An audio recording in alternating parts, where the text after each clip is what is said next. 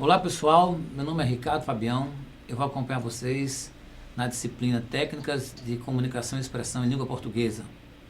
Para uns pode parecer algo muito complicado, para outros pode parecer algo muito simples. A verdade é que a língua portuguesa não é nenhum bicho-papão, e essa ideia de que a língua portuguesa é a língua mais difícil de ser falada em todo o planeta, isso também não existe. Então estou aqui para tentar desmistificar um pouquinho essa ideia.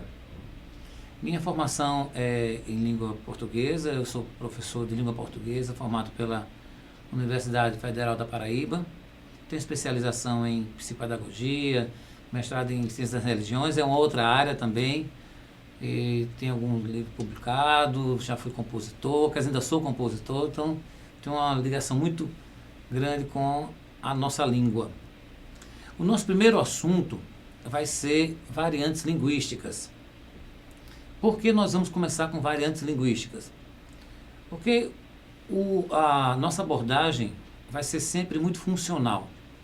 Por quê? Porque nós entendemos que o corretor de imóveis não precisa deter todas as regras, não precisa saber todas as regras da nossa língua para poder exercer de maneira eficaz a sua profissão. Então, o que é que nós vamos fazer? Nós vamos tentar, sempre que possível, transformar essa língua portuguesa em algo instrumental, em algo bastante funcional para que possa ser utilizado por você da melhor forma nas suas situações comunicativas com seus clientes, com seus chefes, com as pessoas com quem você vai lidar no dia a dia. Ok? Então vamos lá começar com nossos registros linguísticos.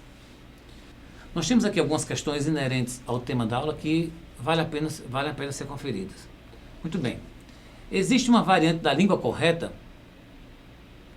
Olha, o que nós escutamos é exatamente o seguinte. As pessoas, vou falar de maneira como as pessoas costumam veicular a coisa. As pessoas que falam um português mais informativo são pessoas que têm baixa renda, são pessoas que não têm instrução. Isso não é bem verdade, gente. Nós temos uma gama de jovens aí, de meninos aí, de moças e rapazes que estão falando português bastante vulgar, como nós entendemos aqui com relação aos conceitos, e não é por isso que eles tenham pouca instrução. Então, ou seja, a questão da informalidade não vai indicar se a pessoa tem posses ou não tem, se a pessoa é rica ou pobre, não é por aí.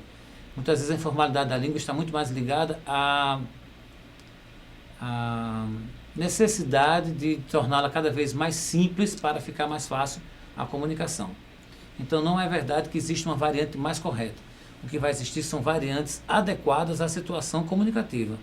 Se você, por exemplo, está numa situação mais formal, se você está numa palestra, por exemplo, assistindo uma palestra, certamente aquela pessoa que está proferindo a palestra, ela não vai estar falando gírias, ela não vai estar falando regionalismos. Mas se você está com uns amigos numa mesa de bar, você com certeza vai falar da melhor maneira possível para ficar mais adequada. Ou seja, com as gírias, com os regionalismos, com os vícios de linguagem, com o coloquialismo. Devemos corrigir as pessoas que não utilizam as regras gramaticais em suas falas? Olha, se você está numa situação comunicativa bastante informal, não tem por que estar corrigindo seu colega. Se ele falou nós vai e você entendeu, se vocês estão lá sentados lá num jogo, num estádio, ou mesmo no pátio do colégio, não tem por que você estar corrigindo seu colega. Porque essa situação comunicativa entre amigos permite que o coloquialismo seja utilizado sem afetar a questão da comunicação. O que nós temos que entender é exatamente isso, é que a língua ela precisa estar adequada às situações comunicativas, como eu disse anteriormente. E não você está corrigindo seu colega simplesmente numa situação informal. Agora, se tem um professor lá na frente dando aula, ele precisa estar ligado às regras, porque de qualquer maneira ele está lá na frente para que essas regras sejam respeitadas, principalmente se for um professor de língua portuguesa. A linguagem menos formal é utilizada apenas por pessoas sem instrução? Eu já falei sobre isso, não é verdade. Qualquer advogado, qualquer professor, qualquer médico, qualquer juiz, em seu lar, em sua casa, com os amigos, ele vai utilizar uma linguagem também informal. Ele vai utilizar uma língua menos pautada nas regras gramaticais. Ok? Existe uma língua padrão? Sim, existe uma língua padrão. O modelo de língua padrão é uma decorrência dos parâmetros utilizados pelo grupo social mais culto. Culto está aí entre aspas, por quê, gente? Porque não é bem verdade que apenas as pessoas que sejam realmente cultas, vamos dizer assim, que elas utilizem a variedade padrão da língua. O que a gente coloca com relação a essa questão do culto estaria muito mais ligado exatamente à situação comunicativa à qual pertence o falante naquele momento. Então não é, por exemplo, por ele ser mais culto, mas simplesmente por ele estar exercendo naquele momento um papel de alguém que precisa estar falando mais dentro dessas regras. E não por ele ser simplesmente mais culto, ter estudado mais. Oralidade e escrita. A oralidade e a escrita são manifestações da língua com características próprias. Entretanto, a comunicação não é regida por normas fixas e imutáveis. Daí partem as variações. Dentro desse critério, podemos reconhecer, no primeiro momento, dois tipos de língua: a língua falada e a língua escrita. Dando continuidade aqui, a língua falada tem maior uso de onomatopeias, exclamações e gírias, repetições de palavras, frases inacabadas, liberdade de colocação pronominal, omissão de preposição, e alguns tempos verbais são pouco ou quase nunca utilizados. Por exemplo, mais que perfeito. Olha, como nós percebemos aqui, ele elencou vários fatores que não são praticamente desprezados, vamos dizer assim, pela língua falada. E muitos deles utilizados, como as onomatopeias, que são, por exemplo, você diz assim, rapaz, nós estamos lá e zoom, passou um carro, ou seja, esse zoom é exatamente quando você imita o som do carro, e é muito comum na linguagem falada, nós utilizamos zigue-zague, ou seja, quando a gente faz exatamente esses sonzinhos comuns da oralidade. Isso a gente não vê muito nos textos escritos.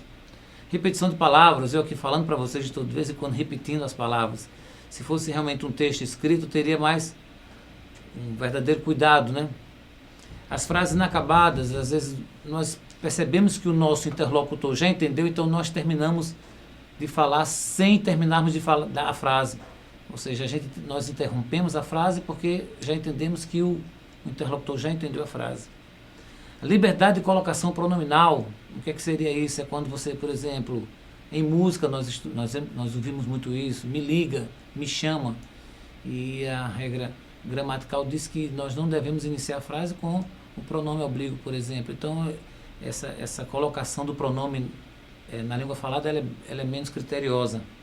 Omissão de preposição, nós às vezes omitimos algumas preposições também quando falamos.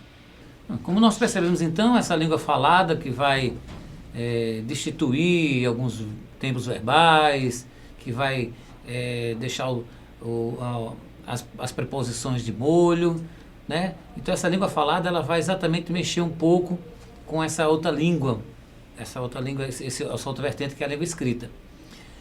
Com o advento da internet, uma discussão tem surgido entre os especialistas da área. Vejam só essa questão importante.